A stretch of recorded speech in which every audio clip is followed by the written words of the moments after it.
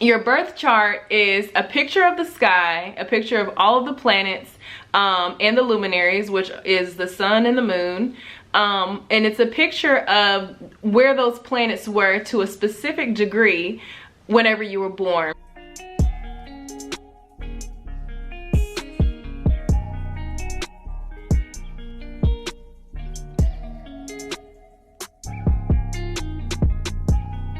Hi you guys, so it's Lanice and I'm here with another super cool video for you.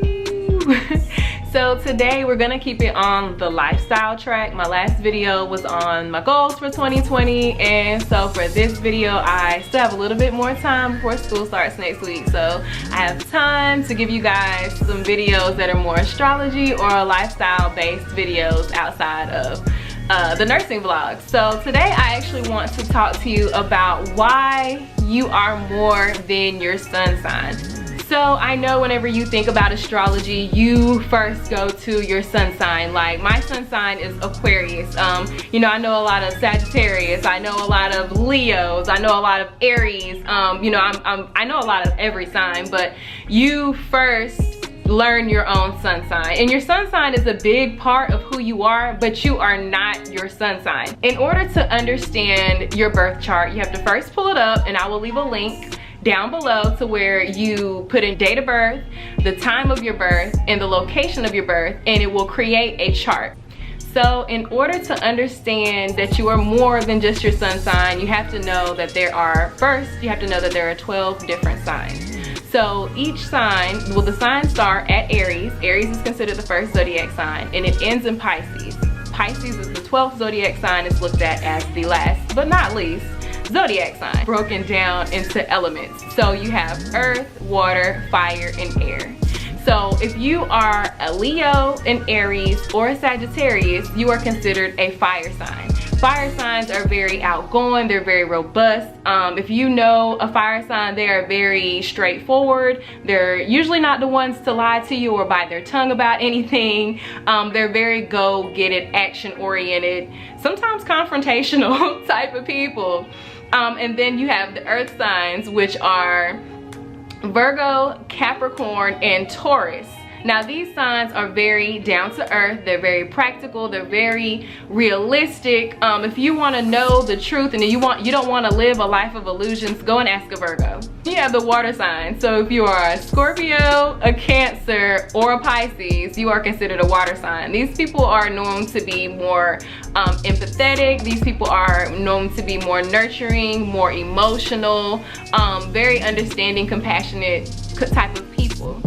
And then last but not least, you have your air signs. So if you have an Aquarius, if you're an Aquarius, a Libra, or Aquarius, a Libra, or a Gemini, that's crazy because I'm an air sign. Aquarius, Libra, or Gemini, then you're considered an air sign. These people are known to be the thinkers of the zodiac. They're known to be the communicators, the talkers of the zodiac. And so those are the 4 elements. So then after you understand that there are 12 different signs, they're all broken down into elements, 3 signs per element, 4 different elements, then you must also understand that each sign is either of one of 3 modalities. So you have a mutable, you have the fixed, and you have the, cardinal. Excuse me, y'all, I'm sorry. So you have mutable, fixed, and cardinal. Mutable signs are more so, they're very easy to change. So if you're Sagittarius, Pisces, Virgo, or Gemini, that's considered mutable. You're very changeable, you're adaptable. Then you have fixed. So you have Leo, Aquarius, Taurus, and Scorpio. Those are fixed signs. Those are the signs that are known to be most stubborn. Once they put their foot down, they're not moving. They don't change their mind very easily. They're very fixed. They're stuck sometimes. So then you have the cardinal signs, which are Aries, Libra, Capricorn, and Cancer. These signs are known to be more so the ones to just take charge, the ones to really just go after things. They're the doers of the zodiac, I guess you would say also.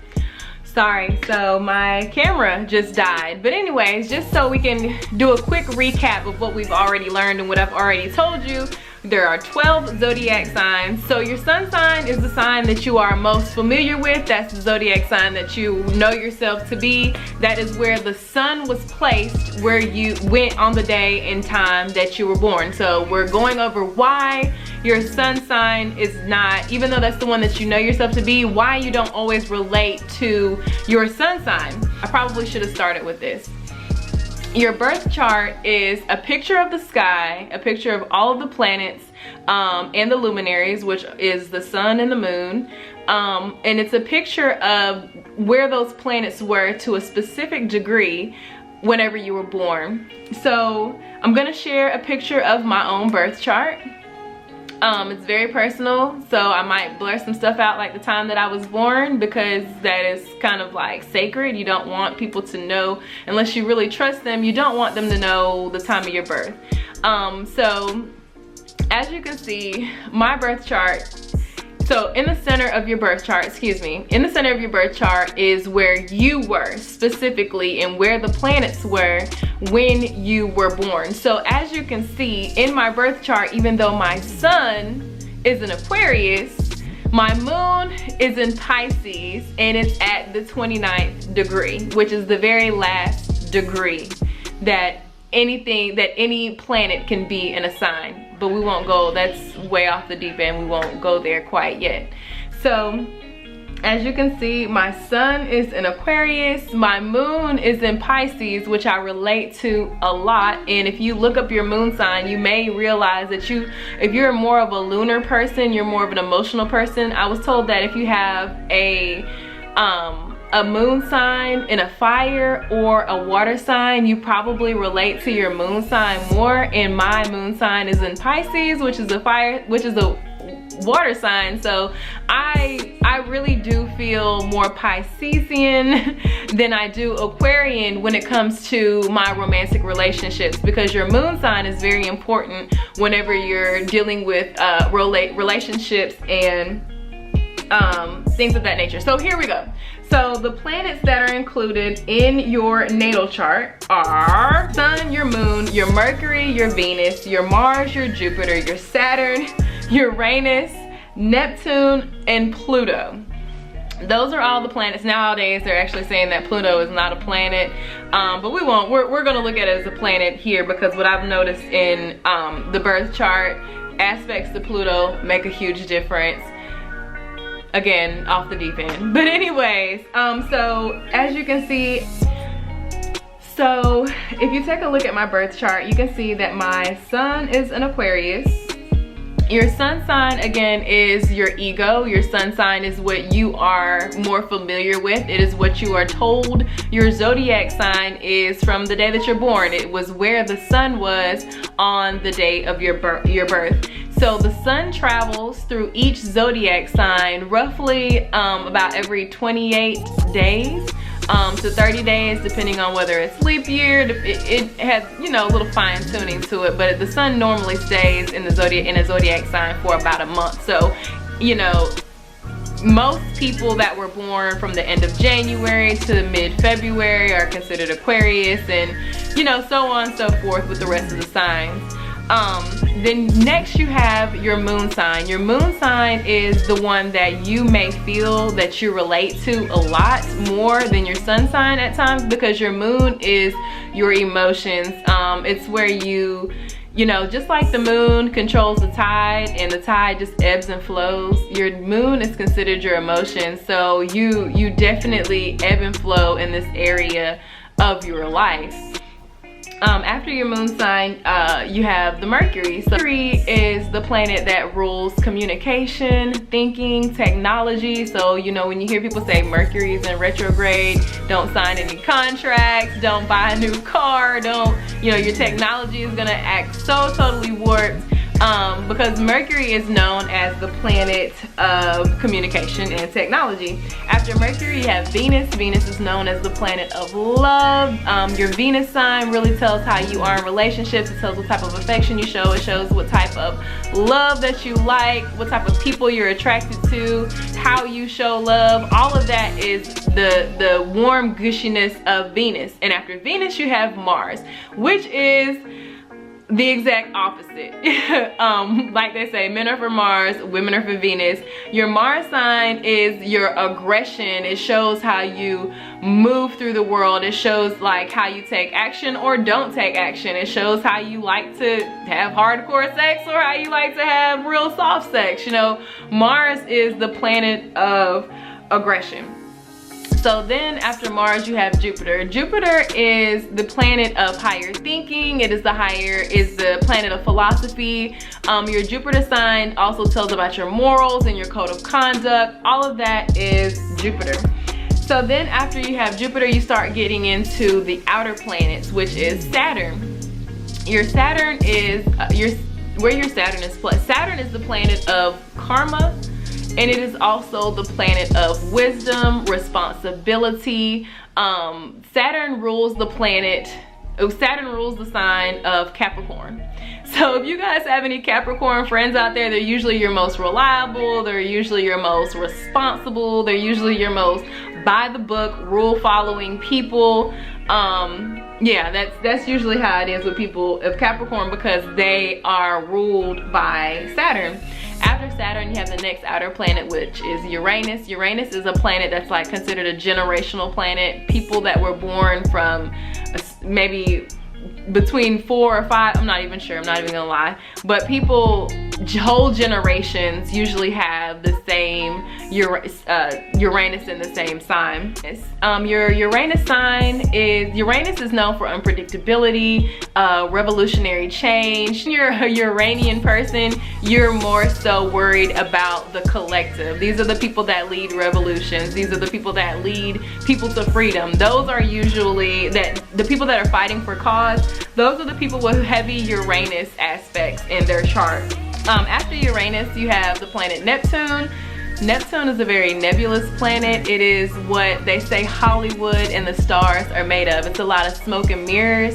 If you have a lot of Neptune in your chart, you're very dreamy. Neptune is known as the planet of intuition. It rules the sign of Pisces. So if you're a Pisces person, you're probably known for dreaming a lot, having big dreams, and just being kind of here and there, not really being able, no one can really grasp you, and you can't really grasp your thoughts a lot of the time. And so then after Neptune, you have good old Pluto. And even though they're saying that Pluto is not a planet anymore, I'm telling you, Pluto, anytime you have Pluto in your chart, or Pluto aspects, we'll get into aspects on a later date, but anytime you have a lot of Pluto in your chart, it is very transformative. Pluto is known as the planet of transformation.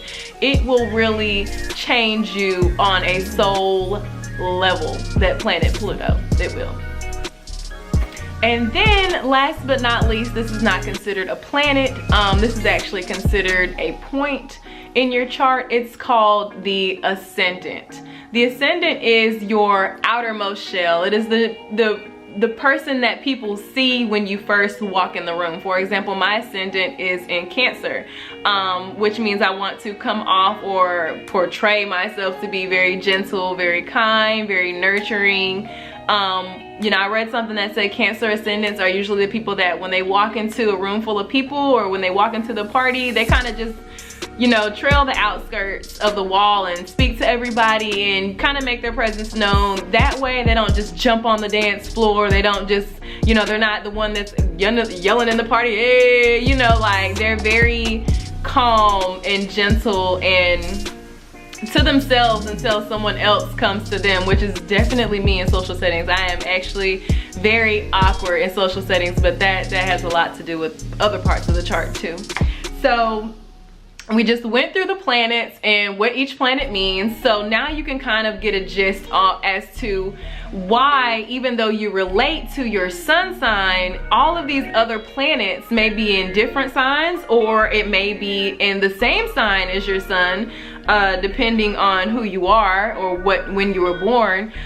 So that kind of gives you a mixture, or gives you an understanding of why people of the same sun sign may be different still at the same time when it comes to relationships, or when it comes to love and children and reasons for that, you know, things like that. So Your sun sign, again, is who you know yourself to be. It is your ego. Your moon sign is your emotional self.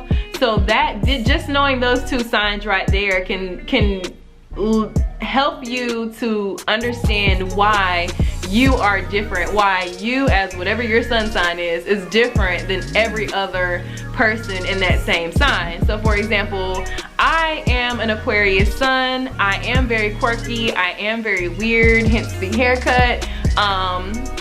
And I am very airy because it's an air sign. However, like I said, my moon sign is Pisces. So when I love someone, I love them hard. When I dream a lot, I am very creative. When it comes to like romance and, you know, my emotions, I am a very deep person when it comes to emotions, and I am very empathetic, and people even say that Pisces moons tend to be psychic, and I would probably you know, probably kind of believe that a little bit, because I definitely understand things. Even though I don't move or act on the things that I know and understand, I definitely get things on a very deep and profound level at times. Sometimes it's not a good thing. So yeah, so now that you understand your sun sign, your moon sign, where the planets were, and your ascendant, the ascendant changes it changes every 2 hours from sign to sign throughout a day. The ascendant is where the sun is, which sign the sun was rising in at the moment of your birth. It's very deep. We won't go there yet. You know, we'll leave that for later on down the line as I get to learn it some more. But now that you understand that you have 12 signs, I'm sorry, there are 12 signs, and each planet in your chart could be in different signs. You understand better how you are already different from how you as a Capricorn are different than every other Capricorn, you know, because your planets may be at a whole different place than someone else who's Capricorn other than your sun. So after you understand that, you now look at the wheel. The wheel is basically, the wheel is broken down into 12 houses. Each house is a part of life, basically. So let's pull it up here on my phone. So for example, you have 12 houses, which also represent the 12 zodiac signs. The first house is self, appearance. Second house is money, work, income. You know, just we'll leave it here on the screen for you to look at it. I won't go through all the houses. But now that you look at your natal chart and you see that houses 1 through 12 may or may not house a planet, you can better see how that part of your life is affected. For example, I will go back to my own personal natal chart, and my sun is in the 8th house. The 8th house is considered, the 8th house is ruled by Scorpio, because Scorpio is considered the 8th planet. So even though I'm an Aquarius, I am kind of seeing it through a Scorpionic lens. And the 8th house is also the house of sex, intimacy, other people's money and taxes, and it is also considered the house of mystery. Like, it is the house of secrets. So with my sun being placed in the 8th house, this normally plays out with, for some reason, people really do talk to me about things that you just don't know. I have a lot of my everyday conversations with people are not what you would probably consider everyday conversations with people. People feel very comfortable coming to me and talking to me about sex. People feel very comfortable coming to me and talking to me about spirituality. People trust me a lot with their secrets. And I believe that that's because, well, I know that that is because my sun is in the 8th house, you know? So just because it takes a long time to go into detail in all the houses and all your planets, what you would want to do is, looking at your birth chart, you would have to actually do a little bit of your own research from this second, if you are interested in getting to know your natal chart and why you are more than your sun sign and why you are the way you are. I will take more time to do more astrology videos. Again, I am a beginner. I have learned a lot as I've been studying and doing a lot of self-teaching. But right now it will take forever and a day to really go into my own particular house placements and all of my planets. I really just wanted to give you guys a brief overview on your natal chart and why you have, you know, why you as a Sagittarius, why family may be more important to you, because your sun in Sagittarius may also be in the house of family, you know, or it may be in the house of work. So you may be more of a hard-working Sagittarius as opposed to someone who is more of a family-oriented Sagittarius, because your sun may fall into a different house than, you know, somebody who was born on the same day as you. So, you know, each natal chart is different and specific for every person. Even twins, being that they were not born at the very same moment, have two different natal charts. And once you really get to dive deep into it, astrology is a very deep dive. And I'm still probably in like the 6 feet. So, you know, astrology is a very deep dive, but once you get into it and you start to understand your planets, the planets in the house overlays, what the planets stand for, or, you know, what the planets stand for, what the signs that the planets are in. Once you start to understand that type of stuff, then you'll be able to move into really understanding your birth chart. So again, this is just very brief, and this is just to get your guys' mind wondering as we travel more into this whole astrology thing on my page. So I hope that this was very informational for you guys. I hope that you took from it. Again, I'm just learning how to teach stuff on my page too. So if you have any questions, or maybe I didn't go over things very well for you to understand, didn't break it down for you in a way that you really understand it, then let me know. I will definitely do more videos on it and try to clear up any misunderstandings. If I made any mistakes in my video and you are a seasoned astrologer, criticism does not bother me, not one bit, so let me know. And you know, don't forget to like the video, subscribe to my channel, and hit the bell notification, because you don't get freaking notifications if you don't hit the bell notification. So my name is Lenice, and I'm out, and I hope you enjoyed my very first super dope astrology video.